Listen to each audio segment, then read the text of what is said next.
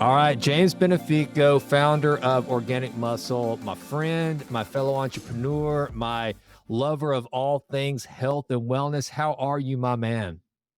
I'm doing amazing. It's great to be here. Thanks, Jason. Well, it's so good to have you back on the show. Of course, now, I'm going to launch this on the Healthy CEO podcast. And I have ventured into the nutraceutical space myself. This show is to support Authentic Health Partners, which is we're actually creating our own formulations of supplements with my co-founder and dear friend, Dr. Gus Vickery and Troy Jackson, and then my buddy, James Quandall, who you know.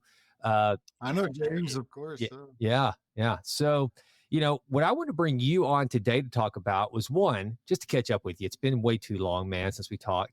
Mhm. And then two, I wanted to talk about Bobby Kennedy. And I know that you were very instrumental and got very involved in his campaign. And for a lot of the reasons why I think he could have an incredibly profound and positive impact on the state of health in our country.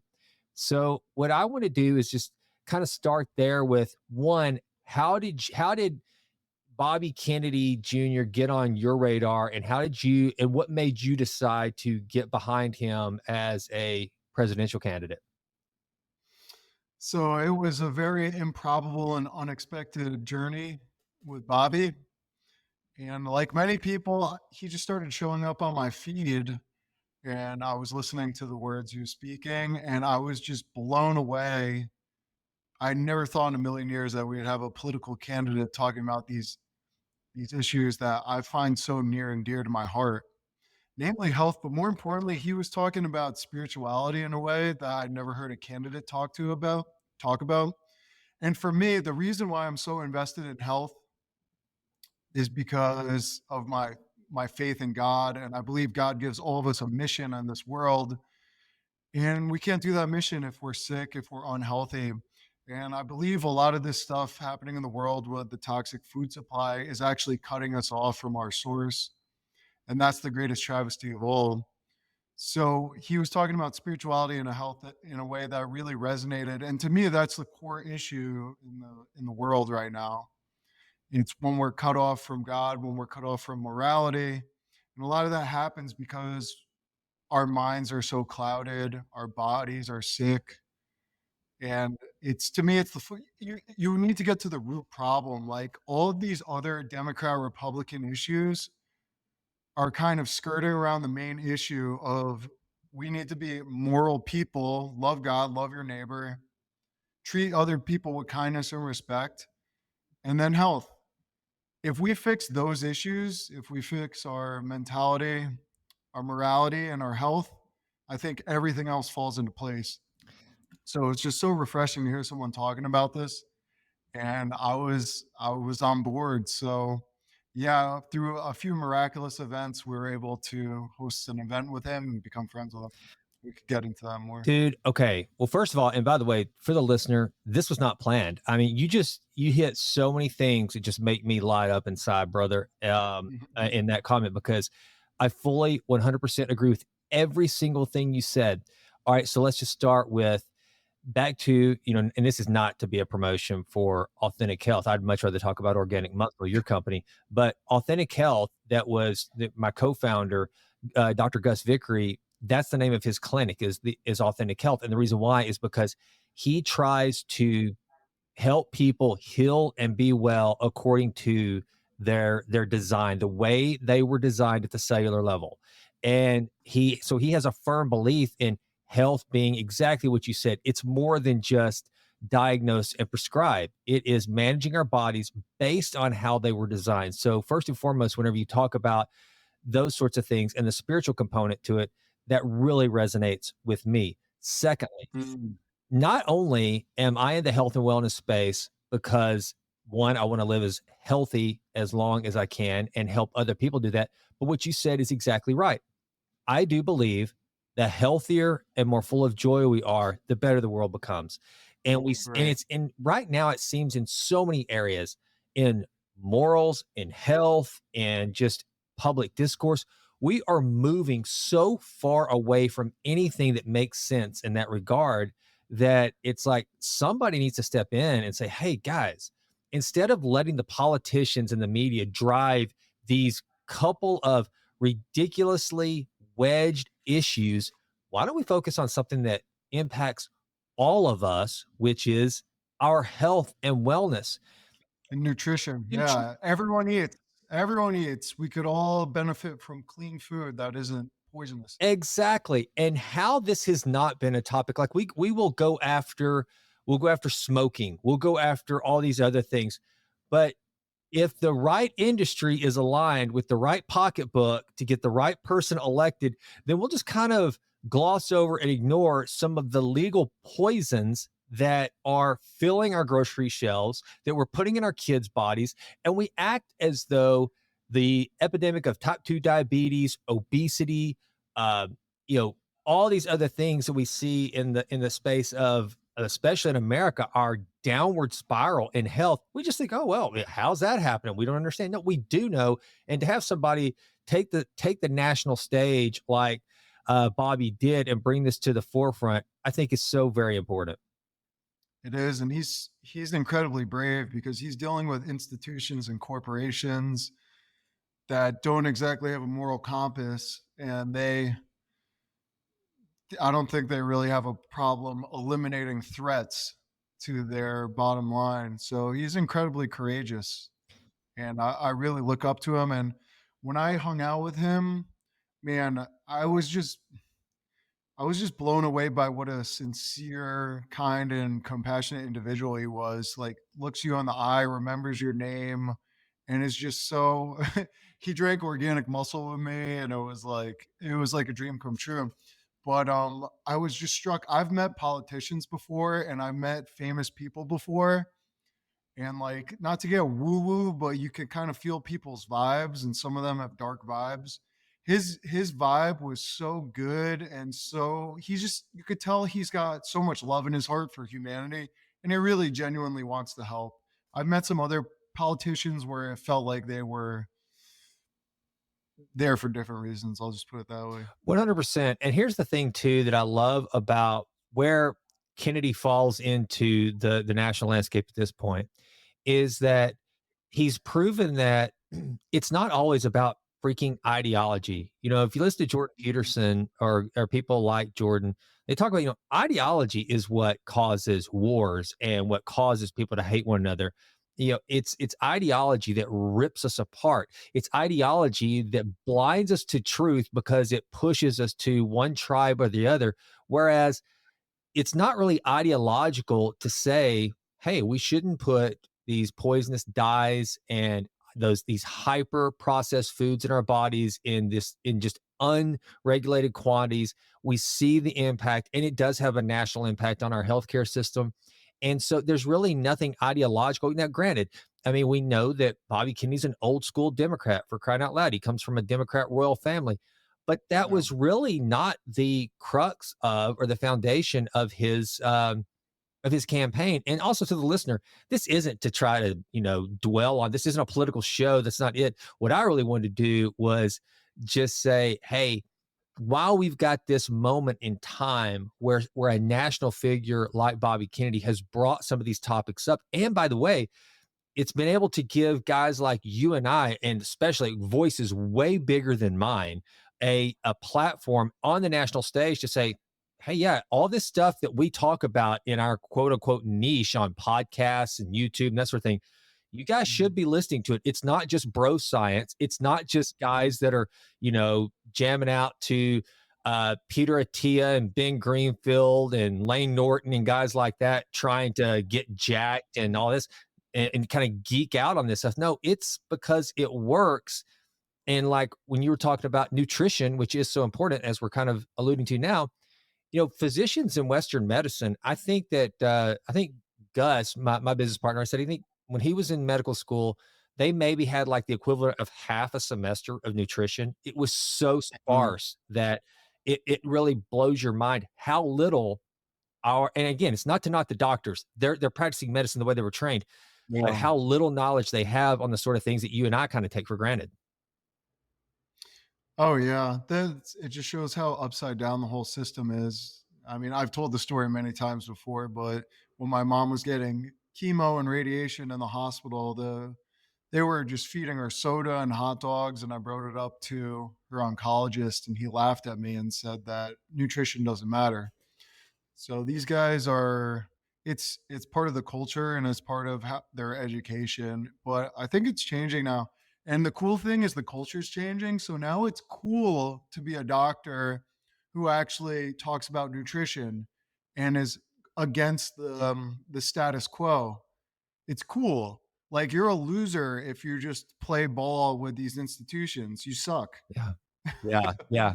So that's a good thing. It's a good thing that the culture has shifted and it's these podcasts and it's, people like you and me making a small difference, but it aggregates, it combines forces. It's a snowball effect. So I think it's a very positive thing that our culture is shifting. Yeah, I think you're right, and I think that, like you said earlier, not to be too woo-woo, but I think that was a problem for so long. It's like anything that contradicted just standard Western medicine, you were considered crunchy and granola and a Yeah. little woo-woo. You probably had a bunch of essential oils and didn't wear deodorant, and you were kind of a weirdo. At least it's the Yeah. kind of the picture that got painted. But now you've got people waking up to the fact that, and the cool thing is, man, like I just had a buddy of mine, a dear friend. He called me this week and he said that he'd been to his physician and he's younger than me. I'm 49. I think he's somewhere around 42, 43. And his physician was recommending testosterone replacement. And that's and so and not to knock it, that's the thing. I'm not anti-testosterone replacement, but I do caution, as I did him, people that started at too young of an age. My buddy Joel Green, who wrote the immunity code, he's the one that kind of really alerted me to this. He's like, look, I'm not fundamentally opposed to testosterone replacement. However, I think you should push it off as long as possible. And Mhm. so I think that whenever you figure out, and if you're going to do that, then there are some natural things you can do to increase Yeah. your testosterone. You can do things like, I mean, from physical activities like heavy squats, deadlifts, to, certain supplementation that you might want to try. But there's so many things you can do Oh before yeah. going and getting shots or pellets or creams under your arm and that sort of thing. Again, I'm not saying those things are bad, and that I'm not saying that whenever I turn 60 and my body decides, look, just you can do all you want, but you're at an age where you can't produce the testosterone you need for your lifestyle, that I won't go that route. But I'll tell you this, I'm going to put it off as long as I possibly can, because there are Yeah. so many natural remedies to a lot of the things that quote unquote ail us. 100%. If there's one thing I've learned in life, there's no free lunch. Exactly. Like, I think people underestimate the effects that even TRT will have long term. I mean, I am a complete believer in freedom of choice and people can do what they believe is best. And I believe there is a clinical application for a percentage of the population. I just think it's very overused in that the other options aren't there's so much you can do. Like my tea is almost 1,100% natural, just from a clean diet and good sleep and not watching porn and taking Tonkat and some herbs and eating organic food. I understand some people have a genetic proclivity to have lower T, but I've seen miraculous things when people set the intention and just clean up their honestly, the biggest thing is not drinking alcohol. Yep.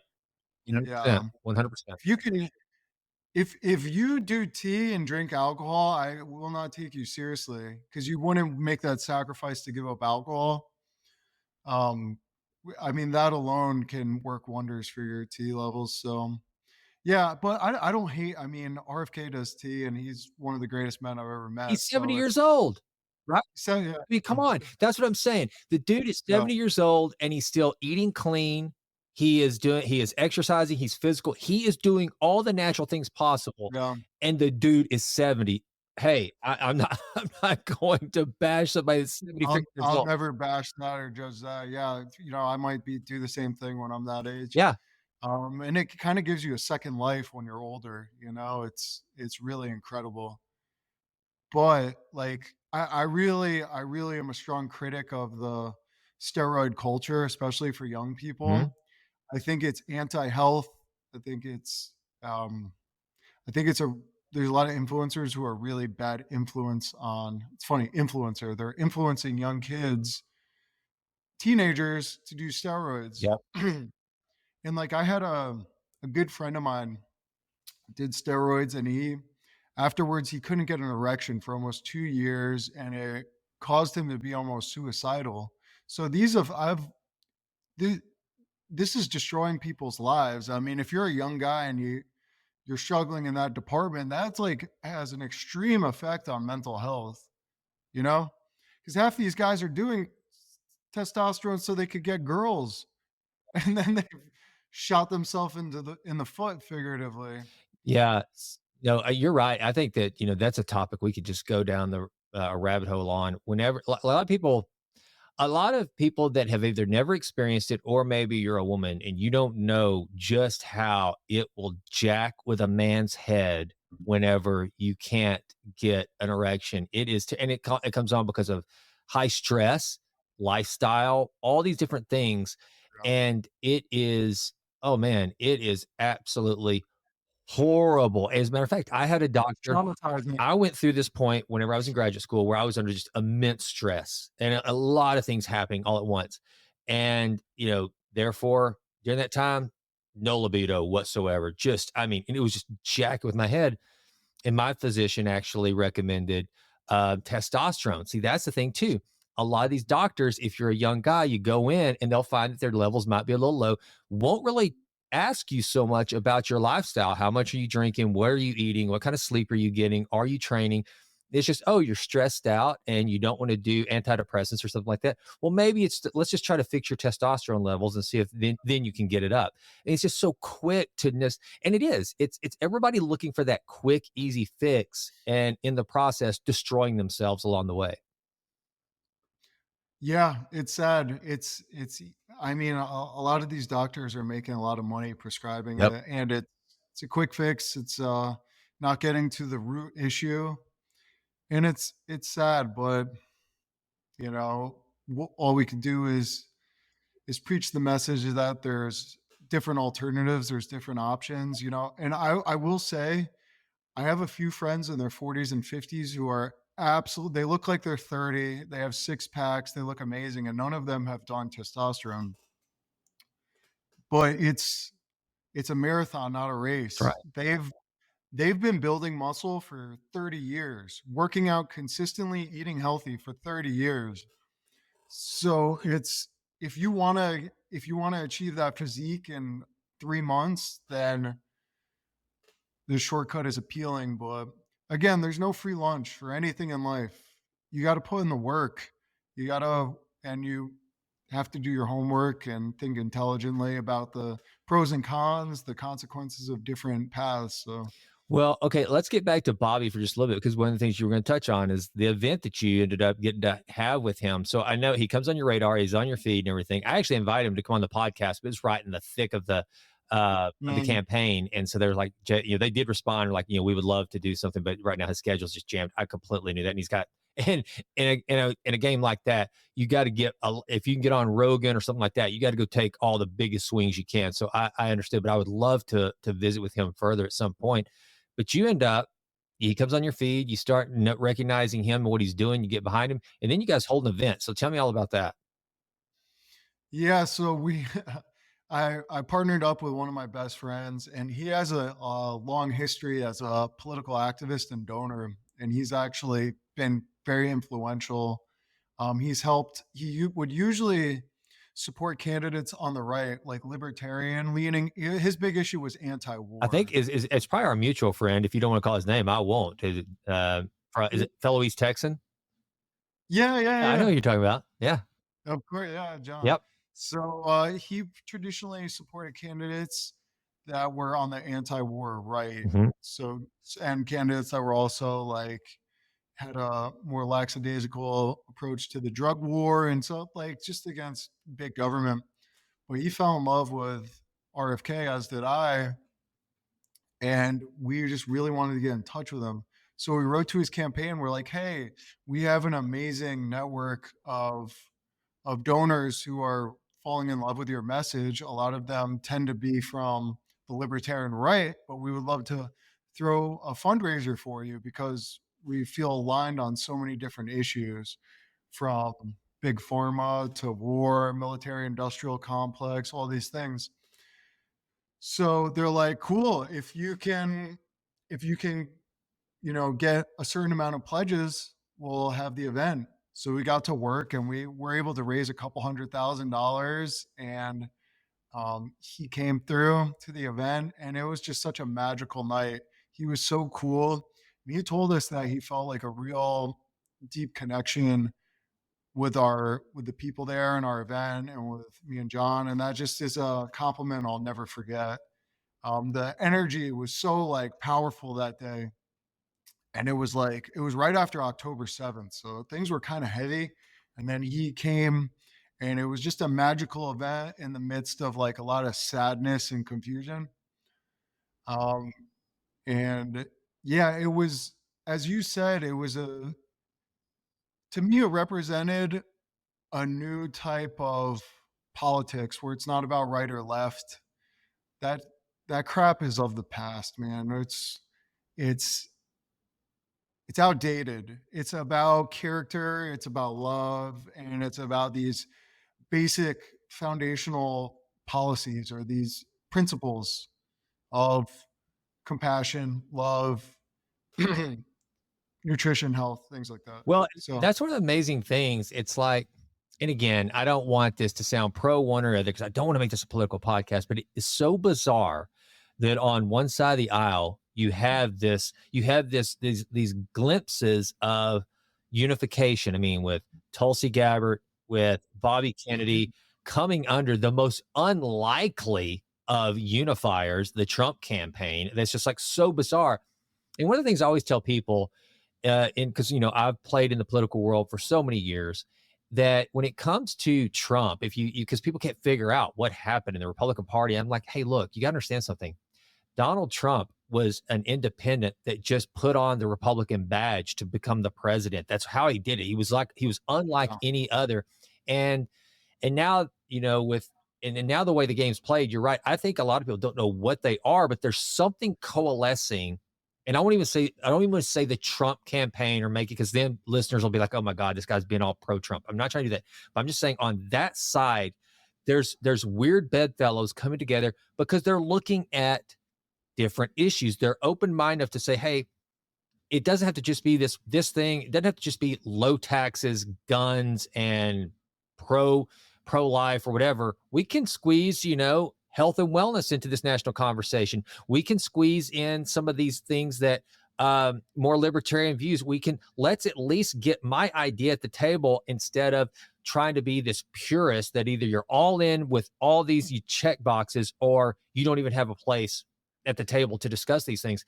And it's so bizarre watching. Never in a million years did I think you would have somebody like in pop culture, have somebody like Joe Rogan, then Tulsi Gabbard, then Bobby Kennedy, all coalesce under the banner of the Trump campaign. It's Yeah. like, if you told me that even 5 years ago, but yeah, you're nuts. No way, no way. Yeah. And here we are. It's pretty unprecedented. It's pretty wild. But then you have strange bedfellows on the other side. You have Dick Cheney endorsing the other side, and people are like, "Wow, look at this! See, the Republicans aren't united." I'm like, I mean, if you want to claim one of the greatest war criminals of the last 50 years, that's cool. It's a weird flex, but okay. A weird flex. Well, and not only that, man, but if you look at, like you mentioned, that things are changing. I do think we're entering a new dawn of politics, and it's like, okay, look at who was not at the Republican National Convention. No Romney, no Cheney, no Yeah. Bushes, none of the so-called party bosses, establishment, however you want to term that. And where are they going? They're going to the people who seem to be very much in favor of keeping the system, keeping things status quo with a little more bit left leaning. Big, I guarantee you, no shrinking of government. That's one of the problems I have with both sides. Is nobody talks about getting the government less involved in your life. It's all about how can we do more for you, which is, and that's both sides are guilty of that. But man, it's like watching whenever Liz Cheney did her thing and then her dad, I'm like, to me, you're not endorsing Harris so much as you're endorsing the established system that has really kind of failed us all at this point. You've taken the greatest nation on earth and in so many ways just brought it to this weird atomatized thing that we don't even recognize anymore. And so, anybody that's in favor of, and I'm not anarchist or anything like that, but at the same time, like if you're for more of what got us here, man, I'm sorry, I'm out.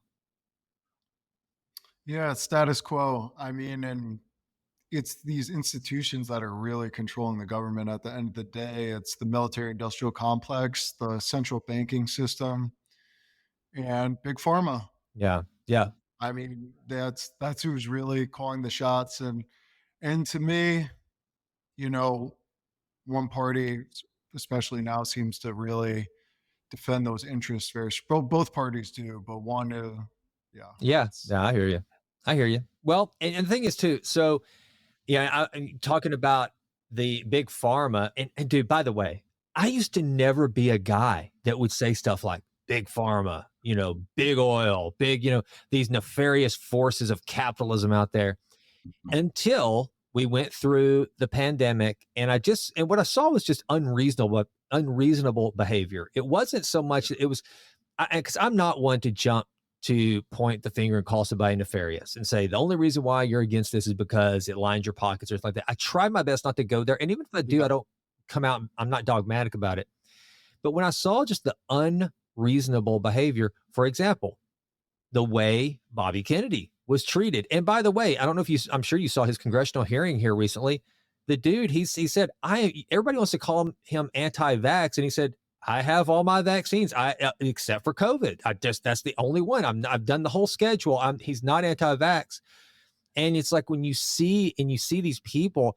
What really scared me, man, was watching so many Americans just fall in line blindly without doing. And again, it's not do your own research and then reading a headline and think you're an expert on, all these different things. That's not what I'm saying.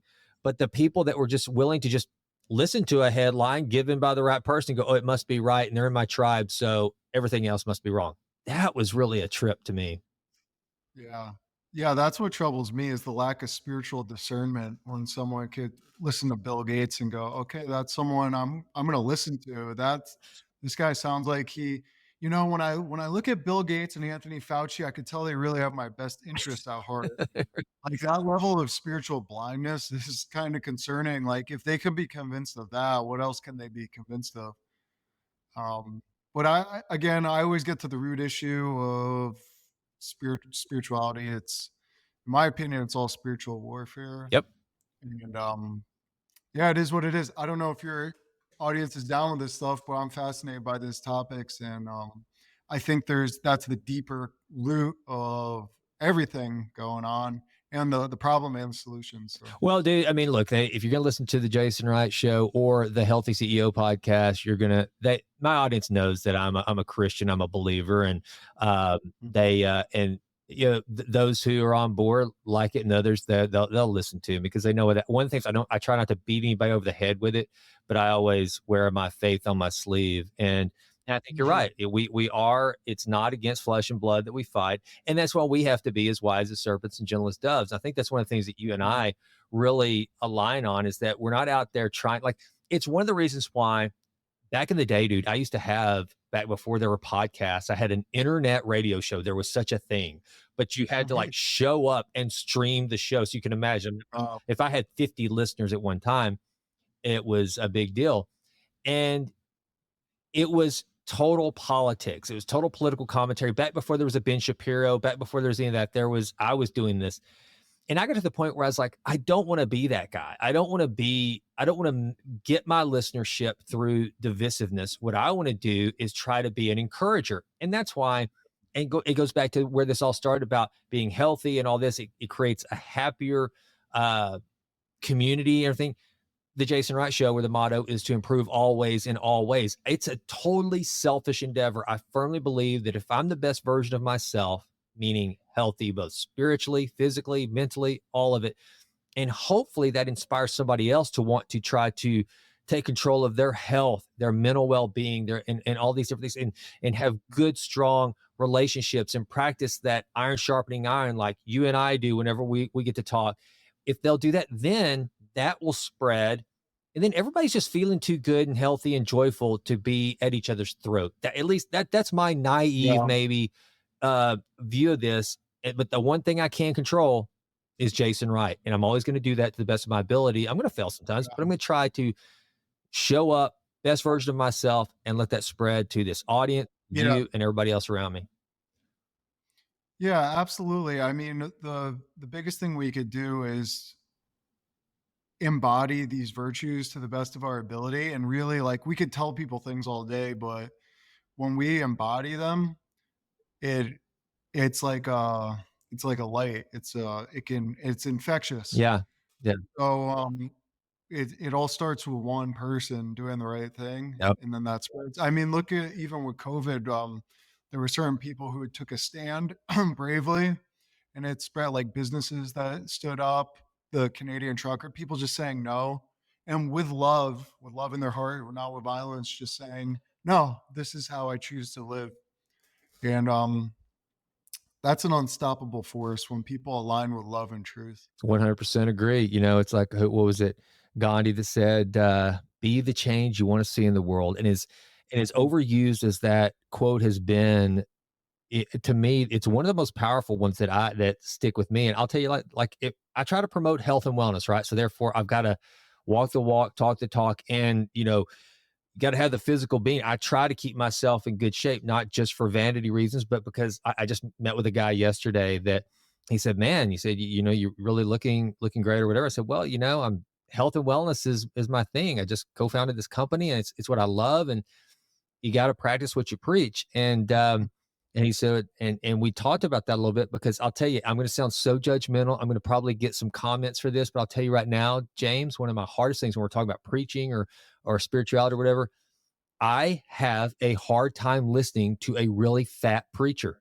I did. Yeah. I just because to me that says there's something with regard to one of the fruit of the spirits, which is self control, that you are lacking. Yeah, there's something in there that, and again, I know it's judgmental on its way, but I have tried. It's kind of like a Kenneth Copeland or somebody that lives in these giant man. I couldn't agree more, And man. Yeah. when that's not practicing what you preached, in my opinion. And I don't know. It just to me it loses credibility.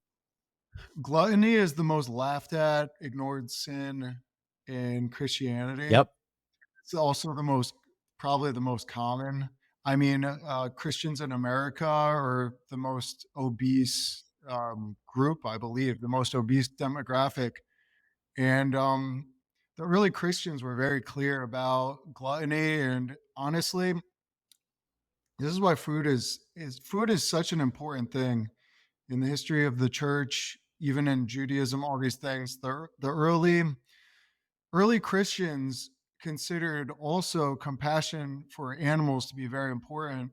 And the way our factory farming system works in the United States is, I mean, could you really see Jesus going into a slaughterhouse Yeah. and approving of the condition these animals are, I mean, viciously slaughtered in front of their family? So as as Christians, we should be thinking about that, whether meat eater or not. Source your meat from, either have a friend who hunts, go hunting yourself, or try and support some farm that somewhat treats these animals with somewhat compassionately. I think we're so divorced from our food, and gluttony is just absolutely taken over, where we eat animals or just absolutely splurge on any kind of food with no regard for where it came from, and if this is honoring God with the way we eat. Sorry for ranting there, but it's something I care a lot Hey, about. brother, bring it. One of the things that I try to do now, Ben Greenfield kind of alerted me to this, is whenever, like generally during the day, like when I leave here in a little while, I'll go home and I'll have my protein shake for lunch. And I used to, and I still do it sometimes. I'm not going to say that I perfect this, but it used to be every single time I would have my protein shake and I would either listen to a podcast or something to that effect, catch up on emails. But now I try to truly sit in gratitude and savor my food. Just enjoy the blessing that I didn't have to go out and travel across the Serengeti with risk of death and starvation to gather Yeah. this food. That it's so we have this bountiful blessing, and then it causes me to go a step deeper. I'm grateful for my health, and that's one of the things right now, Yeah. man. And at this point in my life, I feel like I'm probably healthier than I've ever been, and I don't say it braggadociously or that. I say it with just such gratitude. I mean, I say this all the time when I wake up. I'm like, thank God I get to be healthy because I see so many people close to me, family members that are not, man, that are bedridden or just mentally depressed. And I look at them, they're inflamed and they're overweight. And then it's like I don't look at them in disgust. I look at them with sympathy and go, I wish so badly you could make a few of these choices like again, concentrating on what you're putting in your body, be grateful for the quality that you get to put into your body. Like your whole company is built around organic products. Whenever I get to whenever I start to think about my food more, all of a sudden the little extra expense that eating organic comes with, it pales in comparison to the benefit that I get for eating good, clean food. And Mm. so yeah, man, I could rant about that forever because you're right. We just take so much for like we'll take better Yeah. care of our cars than we take of our Mhm. bodies. And that's to me, Yeah. that's got to change. Yeah. The Apostle John said, I wish you above all things that you may have good health and prosper. Yeah. So above all things, Yeah. Yeah. it's a big deal. So it's a big deal for all spiritual seekers, and it's very difficult to operate effectively in the world and help others and accomplish your mission when you feel like crap and you're sick or you have cancer or you have disease. Not only that, if someone in your family has cancer, how difficult does that make your life for you? Like, think of the ripple effects of one person getting sick. How many people that affects, how much mental energy that drains, how much pain and suffering. Dude, oh my gosh, yeah, trigger warning. We have a family member right now that, I don't think will even knows that this podcast exists, so I think we're in good shape, that we're going through that right now, James. It's Mm, this family member is completely due to a lifetime of horrible decisions about their health and their lifestyle, are now completely dependent, unable to take care of themselves, and having to rely on the rest of the family to come to their rescue, and it's causing major rifts through the family because you've got a 79-year-old grandmother that is now having to not pay attention to the grandchildren and enjoy her life because one of her children has lived this life that has led to this place of bad health and dependency, and it's causing just ripples. And I think the same thing. I had a family member, another one, tell me not too long ago because they were trying to take care of themselves for another family member saying, well, I don't sleep. I don't sleep. I don't sleep. I want to stay awake in case something happens to this other person in question. I'm like, okay, so you think it would be better for you to die sooner by not getting good quality sleep? You think that that makes more sense as long as right now, while you're here, being able to wake up and help them if they need it. It's just these stupid things that people don't stop to think about. And again, I say these stupid things. So many people, they're not stupid, they're not dumb, they're ignorant to what it takes for good health. But you're right, man. We are living that in my family right now due to the bad decisions and unwillingness of certain family members to not take care of themselves. Then it puts a burden on everybody else that didn't yeah. have to be there to begin with. Yeah, the ripple effects are crazy. How much stress and anxiety, and it could also cause sickness in other people Oh yeah. because the stress causes Oh sickness. yeah. Yeah. So I think it's one of the main strategies of the enemy is to get someone sick through bad habits, and then sit back and watch the chaos ensue. Yep. Yep. All right. So one of the things I want to talk about too is because a lot of these bad habits, especially with nutrition, start at a very young age. I think bad food going in these little kids and screens in front of their Mhm. faces. I mean, it's just these poor kids are just doomed at such an early age. And I know that you guys, at least I've seen through Instagram and some other things, I have never talked to you about it. It looks like you've launched a new line of products directed for kiddos. Tell me about that. What's going on there? You might be thinking of John's other company, Tropical Oasis. Our supplements are mostly designed for Well, there was something adults. I thought I saw you on like it on Logan Paul's show or something that you were talking. Oh, so yeah, I was Logan Paul released and Mr. Beast and KSI, some of the biggest influencers in the world, Yeah, released a product called Lunchly, there we go. which is it's like a packed lunch designed for kids. Yeah. And you know, these guys are loaded. Mr. Beast is worth over $500 million. So you think Crazy. they could cut a little margin and release a clean, healthy, nutritious product, but it's loaded with corn syrup and different seed oils and what else did it have? I gotta look at my notes, but yeah, it's got a bunch of not so great stuff. Oh, So I made a video about how it's unfortunate that these influencers who influence so many people who have all the money in the world can't just release a clean product. Why do they have to include this crap in there and then they market it to kids? It's an integrity problem. okay. You know, I would venture well, I don't actually know. Maybe they don't know what they're doing, but they should know. If you're putting your name behind a product, look at what's in it. Yeah, 100%. Okay, so I had that wrong because I just glanced at it and I thought, to be honest with you, it just kind of popped up. I was like, "Oh man, I can't wait to talk to James about that." I thought you were Oh, launching something for kids. hey, maybe it's an opportunity, yeah, to make, something a little cleaner. Well, maybe we should do that. We'll get John and we'll put our heads together Yeah. because let me tell you something, dude. It is one of these things that I it makes me sad. All these kids that are on ADHD medication. Again, I'm not telling parents don't get mad at me. Don't write me a letter saying you don't understand my kid. Maybe, but there are so many more diagnoses of kids with ADHD these days. They're insulin resistant, and a lot of you look at what these poor young kids are eating, and it's like you're giving your kid a pack of cigarettes. It's like it's just terrible, and so I Mhm. think that that's something that needs to be addressed. Yeah, big time. I mean, the nutrition for children, it shapes their development in a massive way, the development of their brain and body, so, yeah, it's a very important area that needs to be addressed. Let me ask you this: I haven't looked into much of this. So you and I are more of a libertarian bent, and we were talking about Bobby Kennedy. And so being more libertarian, I know I'll speak for myself.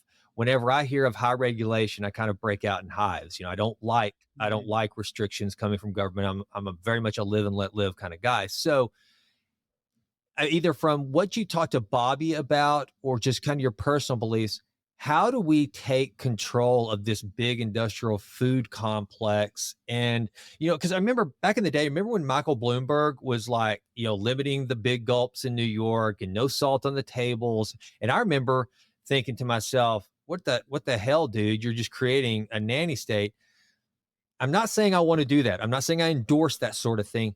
However, now I will say I get it more that there is a not that correlation is equal to it causes causation, but nevertheless there's a correlation between all these horrible things we're eating and the strain being put on the healthcare system. So I can see where policy does have to come into play. What do you think some of the remedies are for combating the big industrial food complex and all this crap Yeah. that our fellow Americans are cramming in their mouth? Well, I could think of an example, like, for big pharma, for instance, has liability shields where they can't be sued, so you can poison people and then there's no recourse. So I think the one of the solutions is just recourse where, some of the ingredients that have been used have been shown to cause great damage. And if we're able to do class action lawsuits and sue the crap out of some of these companies or individuals responsible, that could potentially reverse the trend in some ways where there's okay, you can't just sell poison to people. There's consequences for this.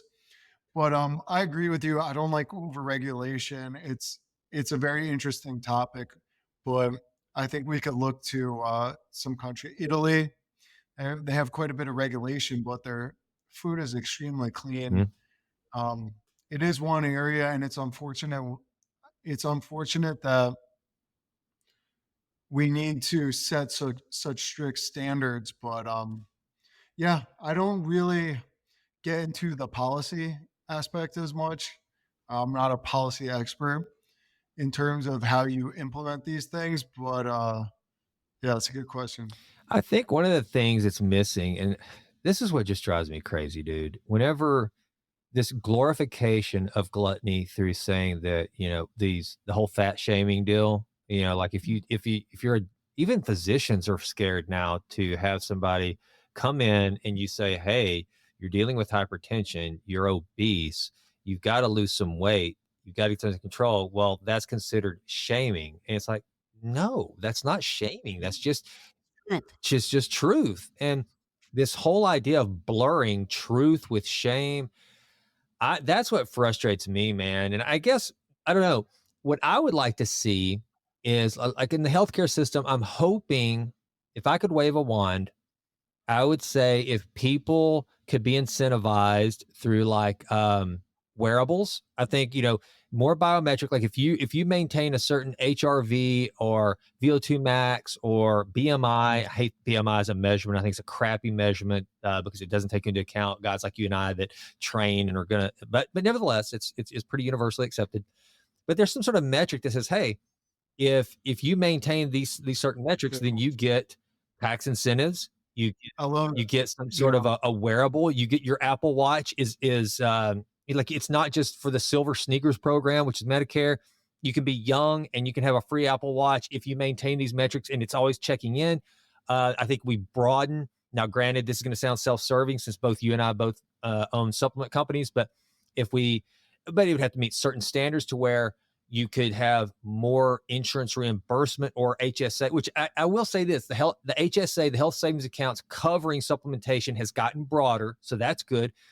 But we actually put these things like um, HRV monitors, wearables, supplementation, we throw those into the the system and then educate people and encourage them better blood tests. Like what if you got um there's some kind of a scoring system where you got detailed blood work every single year based on your biometric data, and there was some, what gets incentivized is what's going to get managed, right? What gets measured gets managed. And so I think if we just start doing more of that, I think it would be much more beneficial. And again, that goes back to this whole conversation with Bobby Kennedy coming to the national stage with his ideas about health and wellness is like, and I won't call any of them out because people say, no, you don't understand. That's the most important issue of the day. That's all we need to worry about.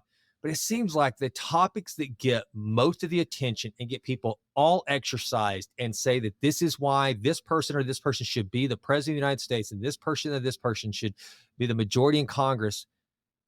It's not that they're not important, but when we don't even talk about health care, which by the way, in America is an oxymoron because we are so designed for sick care versus actual health care, then I don't know, man. It really kind of pisses me off. I wish that we would get more just educating people and showing them again, because selfishly, then it means that whenever James and I are chilling in the Atex or something like that, we come up across somebody and they're probably going to be happier because they're healthier. That would be awesome. yeah. Now that yeah, I couldn't agree more. And I was kind of blanking on my last answer, but focusing on the solution and not the problem is 100% the way. And incentivizing health, incentivizing companies that are doing the right thing. I even think we could incentivize people who, our lawns are just a waste of space. If you incentivize people to grow their own food on their lawns, um, incentivizing if someone is very obese, I mean, you could have incentives if they're able to hit certain health metrics by the end of the year, they could get some tax benefits or whatever. But right now, the opposite is incentivized, and it's just led to such an unhealthy society. We need to really promote healthy practices. I think gym memberships or something that could also be incentivized by the government. Um, yeah, Well, it's crazy because, like I mentioned, they've got, which I think this is awesome. I love the Silver Sneakers program. For those of you who don't know, if you got a loved one that's over 65 and they're on Medicare, tell them to check out the Silver Sneakers program. It'll cover things like, I don't know if an Apple Watch is covered, but I found out it covers a Peloton membership or maybe even part of the purchase of a Peloton. There's all these different things it covers. It does cover some gym memberships. I'm like, that's freaking awesome. That was something I didn't know about our Medicare program. However, why not keep young people healthy? I mean, if we're going to, like, Scott Galloway talks about this a lot of times. We are holding young people back because we when they start making money, we tax them. It's hard for them to build wealth at a young age. We're everything is geared towards keeping older, richer people rich, and then all of a yeah, sudden we focus. And I want my elderly loved ones to have all these benefits, but I'd love to figure out a way to start incentivizing young people to stay healthy, make better decisions, and then get this whole narrative out of the public lexicon that if it's noted that you're overweight and that you're bumping up against type 2 diabetes your due to your numbers on your glucose levels, then that's not shaming you. That's just trying to save you and loving you. It's and that's what we want is a healthy, productive, happy population. So I'm hoping that with Bobby and again, just the rise of people like Peter Attia. I mean, it's so crazy. Gus, my business partner, and I, we go back and forth. I'll say something about Peter Attia, and he's like, "Well, no, Peter Attia just gets too in the weeds, and he gets too technical with his podcast, and Outlive the book was a little too technical." I'm like, dude, I'm like, Gus, no, I don't agree, man. People, even if they don't understand everything Peter Attia is saying, they're still willing to listen.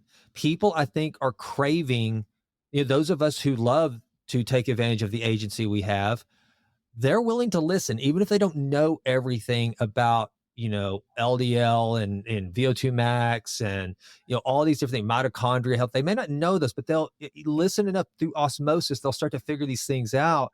And I'm encouraged to see, like, who would have ever thought a neuroscientist like Andrew Huberman would become one of the most popular podcasters in America, in the world, I guess. I mean, we yeah. people are craving knowledge, and so I think we just have to keep pushing out there, and hopefully you and I are doing our little part in our both of our companies and on shows like this to encourage people to Mhm. make good decisions. Yeah, absolutely. It's pretty cool the change in the culture, but it's been driven by necessity, you know? Mhm. Or like I said, the effects of someone being sick, how it has a ripple effect. It also has a positive ripple effect. I think the reason so many people are interested in this is because someone they love has gotten sick or passed away, and or they've had periods in their life where they felt like absolute garbage, self-induced. Um, so they start looking for answers, and millions of people have woken up because of that. So, yeah, it's exciting times. Very exciting. For sure, and you touched on something there that is one of the things that excites me whenever I have somebody that, and I'm by no means an expert. One of the things that the old saying that the further you are away from shore, the deeper the water is. The more I learn, the more I realize I have to learn, and the more I learn, Yeah. the more how little I actually know. I'm alerted to how little I know. So I'm not an expert, but what I do love to encourage people and tell them is that you have so much more agency over your health than you thought. Cancer doesn't have to be just this bad luck of, just this bad luck, or Alzheimer's or cognitive decline. Yes, it could absolutely happen. There's nothing to just completely eliminate those things, but you can hedge against so many of these debilitating diseases and just your body's decay. You have so much more power than what you realize. And our grandparents, I mean, God bless them, whether they're making good or bad decisions or not, they pretty much just thought good or bad health, blood pressure medicine, or whether they weren't going to have to take it, or Alzheimer's or heart attacks. They just thought I hope I don't get cancer. I hope I don't get these things. But we're living in an age now where so much of this stuff can at least be hedged against in ways that we never thought possible. And that's what excites me is to tell people, hey, you don't have to just think that you're walking through this fun house of life and maybe the cancer will jump out at you or something like that. You can Yeah, you right. can actually do some things to hedge against this. And when you learn to pull those levers, then it's pretty exciting. You want to pull them more and you want to dial it in. So that's what I like to Yeah. encourage people with. Yeah, it's interesting speaking with my parents and just other people. It was, and I remember with my grandparents, it was kind of just considered to be an act of God. Yep. I mean, everything is an act of God in a sense, but that it was just like the lottery. You know, either you get cancer, you don't. Your own actions like don't really have much to do with it. So it's kind of a disempowering narrative, and that's really shifted in recent times. So that's encouraging. 100%. And one of the things that I'll end with, so I had to go to get my first colonoscopy. Like I said, I'm 49, I'm about to turn 50. And it was one of the funniest things whenever I'm I'm at the doctor and they're getting me ready, and the nurse comes in and starts asking me about medications. Blood pressure medicine? No, no, no, no. And I take zero medications. And and she's like, "Well, do you ever go to the doctor?" I said, "Yeah, I go once a year for sure. I get my blood work done every year." And it was like I had 3 heads. I mean, this I again, I don't think I should be the exception, I should be the rule. The exception should be somebody coming in saying that they are taking, statins or whatever. Mm. But instead, I'm the exception, someone that comes in, "I don't take any medications, I haven't been sick." And that's the thing too, dude. Guys that are, you're younger than me, but guys that are my age, your age, and even younger that are on blood pressure medicine, and so I'm like, come on, man. It's like it just hurts my heart. And I just hope that we can help those folks realize there is another way. Yeah. So Amen. Yeah. well, Absolutely. well, James, this has been fun, dude. Anything else? Yeah. Tell people where they can find you, follow you, and talk a little bit about organic muscle again, why, where people can find the products, what they can find. I love your products. I mean, Thank you. so tell people about them. Awesome. Yeah. So I'm the CEO of Organic Muscle. It's something I care about deeply. We make organic certified, healthy, clean, organic workout supplements. We're best known for our pre workout. I started the company after I almost had a heart attack taking, I call them crackhead pre workouts. Pre workout made me very sick and jittery and anxious, and I almost called 911 on myself. But it was the catalyst to start a company that makes a pre workout that's actually nutritious and gives you energy and stamina. So now that's got like 5,000 reviews on Amazon. Very popular product. We also have protein powder, Tonkat Ali for a natural way to boost your testosterone, and a host of other supplements. But yeah, we're just trying to do it.